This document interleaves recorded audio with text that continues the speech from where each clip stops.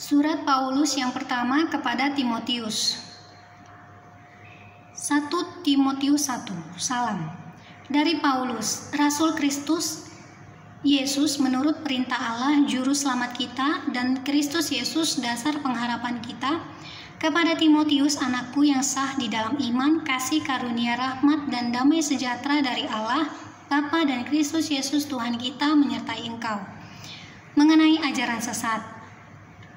Ketika aku hendak meneruskan perjalananku ke wilayah Makedonia, aku telah mendesak engkau supaya engkau tinggal di Efesus dan menasihatkan orang-orang tertentu, agar mereka jangan mengajarkan ajaran lain, ataupun sibuk dengan dongeng dan silsilah yang tiada putus-putusnya, yang hanya menghasilkan persoalan belaka, dan bukan tertib hidup keselamatan yang diberikan Allah dalam iman.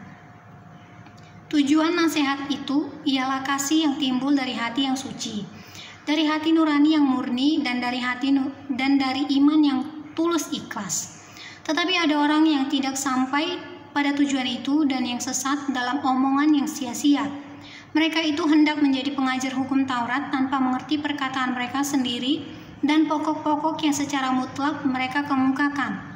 Kita tahu bahwa hukum Taurat itu baik kalau tepat digunakan, yakni dengan keinsafan bahwa hukum Taurat itu bukanlah bagi orang yang benar, melainkan bagi orang durhaka dan orang lalim, bagi orang fasik dan orang berdosa, bagi orang duniawi dan yang tak beragama, bagi pembunuh bapa dan pembunuh ibu, bagi pembunuh pada umumnya, bagi orang cabul dan pemburit, bagi penculik, bagi pendusta, bagi orang makan sumpah, dan seterusnya, segala sesuatu yang bertentangan dengan ajaran sehat, yang berdasarkan Injil dari Allah yang mulia dan maha bahagia, seperti yang telah dipercayakan kepadaku.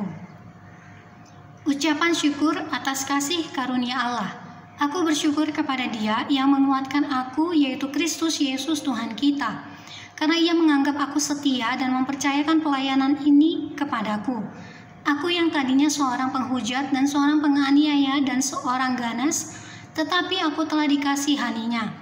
Karena semuanya itu telah kulakukan tanpa pengetahuan, yaitu di luar iman. Malah kasih karunia Tuhan kita itu telah dikaruniakan dengan limpahnya kepadaku, dengan iman dan kasih dalam Kristus Yesus. Perkataan ini benar dan patut diterima sepenuhnya. Kristus Yesus datang ke dunia untuk menyelamatkan orang berdosa, dan di antara mereka akulah yang paling berdosa.